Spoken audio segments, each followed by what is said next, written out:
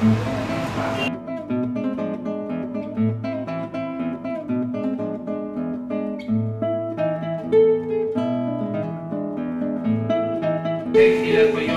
تيار مصر يأخذ بالليبرالية الحريات والديمقراطية، ويأخذ بالاشتراكية العدالة الاجتماعية، ويأخذ من الإسلام الحضارة والقيم، ويأخذ من العروبة الهوية والتاريخ. الذي ينتمي إليه جميع المصريين، احنا حزب مدني ديمقراطي معتزين بهويتنا، بننفتح على الآخر، تلعب القيم والأخلاق والمبادئ الدينية دور ضابط للأداء. يعني مفيش مساحة تحكم، مفيش مساحة إجبار، ولكن ده التزام.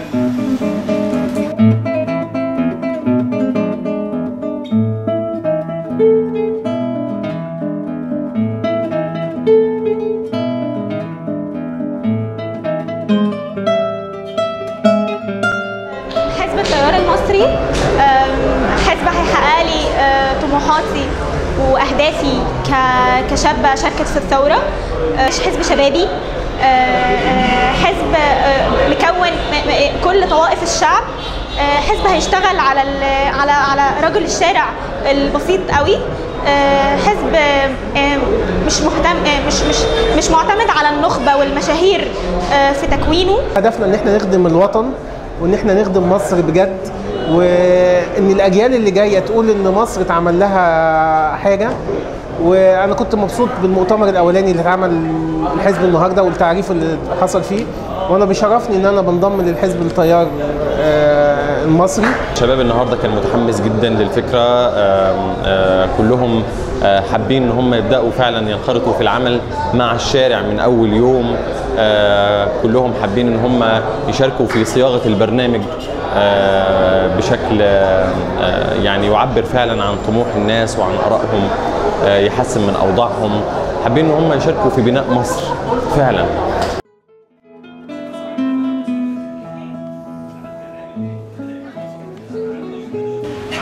احنا عندنا الفكره ان انا هعمل مجموعه من ورش العمل الشعبيه، يعني لما اجي اتكلم في الزراعه انا هعمل ورشه عمل، هقعد مع مجموعه من الفلاحين من الدلتا وانزل مجموعه من الفلاحين من الصعيد، واعمل مجموعتين ثلاثه كده لقاءات مع الفلاحين، يقعد يقول لي المشكلات اللي هو بيواجهها في الزراعه، وهو كفلاح شايف ان الحل يكون عامل ازاي، واخد ده اخليه معايا. وبعد كده اعمل ورشتين او ثلاثه مع مهندسين زراعيين واساتذه، واقول له لو سمحت انت بقى كراجل دارس المشكله الزراعيه المصريه فين، وانت متخيل الحل يكون عامل ايه، واقوم واخد ده ومخليه على جنب، واعمل ورشه او اثنين مع اصحاب المزارع واصحاب الاراضي، انت عندك مشكلتك ايه مع الزراعه، ايه انواع الزراعات اللي بتكسب، ايه اللي بيتصدر ايه اللي ما بيتصدرش. اخد الكلام ده كله واديه لحد بقى متخصص، اقول له لو سمحت ما تفتيش، انا لا عايزك تطلع سنتي ولا تنزل سنتي، ده كلام الناس، انا عايز كلام الناس. خد الكلام ده وحط لي في شكل برامج قابله للتطبيق. ده دور المتخصصين عندي، مش ان هو يقعد يتخيل ولا يقعد ينظر ولا يقعد يحط فلسفات للايه؟ للحل. انا بقول ان الناس في مصر، الجماهير في مصر هي جزء من الحل وليست مشكله. كانت مشكله ايام مبارك لما كان بيحسسنا ان احنا مستعارين من نفسنا. انا بقول لا، الناس دلوقتي هي الحل، ودي القناعه بتاعتنا وده المرتكز اللي احنا شغالين عليه. جدا جدا ان هو حزب يعزز التيار الاساسي المصري، يعني هو اللي بينزل للجماهير ويشوف متطلباتها ايه، او الشعب او المواطن. دي في اول حته في المرتكزات، وده شيء ما كانش بيحصل قبل كده، يعني انا ما شفتوش كان بيحصل قبل كده، يعني كان دايما القرار من فوق سيادي، يعني مش عايشين عيشتنا، مش زينا، ما اشتروش العيش زينا، ما وقفوش في الاشارات زينا.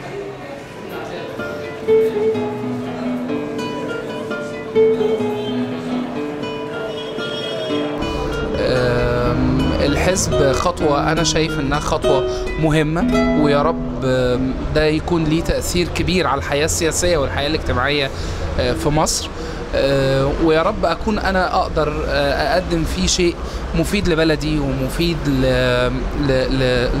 لشعب مصر من خلال عمل سياسي منظم. زي ما كنت مختار حركة كفاية لأن هي شايف إن هي بتعبر عني، فجيت بعد الفترة الطويلة دي وأنا مقاطع العمل الحزبي من فترة طويلة إنه أختار حزب التيار المصري، لأنه بحلم لمصر زي ما مكتوب في البرنامج إنه هي في 2030 تبقى من اكبر 10 دول في العالم سياسيا واقتصاديا واجتماعيا وعسكريا، وان مستوى دخل الفرد فيها يبقى من اعلى 10 مستويات دخل الفرد في العالم. لان انا عايز اشوف مصر افضل، لان مصر مش اقل من تركيا، مش اقل من امريكا، مش اقل من اي دوله محيطه بيها. انا دلوقتي بدل ما اقعد احط سياسات في الصناعه في مصر، انا انزل اقعد مع العمال. هيقول كلام بسيط بس كلام فيه شفا، هو في الاخر اللي بيشتغل، هو الترس اللي موجود. انا هقعد اقول له ان احنا رفع كفاءه العامل وان هو المفروض يعمل كذا كذا كذا كذا، هو عنده مشاكل ثانيه خالص، هو عنده رؤيه ثانيه خالص. هو شايف ان هو المكنه دي كويسه ممكن تشتغل، بس لو شلنا الحته الفلانيه وحطينا الحته الفلانيه، او ان هي المكنه كويسه بس المهندس ما بيفهمش، لازم تنزل تسمع من الناس. الفلاح ممكن يقول لك السماد ده اصلا بايظ بس الدوله بتفرضه عليا. يعني ممكن تبقى الحلول بسيطه جدا جدا، ولكن انت ما تصرفش، ما تسمعش من اصحاب الراي. عايزين ننزل ونسمع من الناس، وكلام الفلاح على كلام الصنايعي على كلام استاذ الجامعه على كلام الطالب، هو ده اللي هيرسم السياسه العامه دي. ده بيقول جزء، ده بيقول جزء، ده يقول حته، ده يقول حته، في الاخر الصوره بالايه؟ طبعا كان في نقاشات كتير حوالين ما اذا كان الحزب هيكون متجاوز لايديولوجيا ولا مش هيكون متجاوز لايديولوجيا.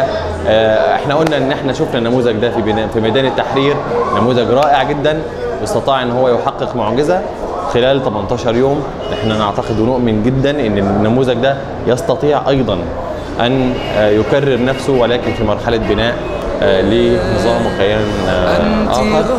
غايتي والمراد وعلى كل العباد كملني لك من ايادي. بلادي بلادي بلادي لك حبي وفؤادي.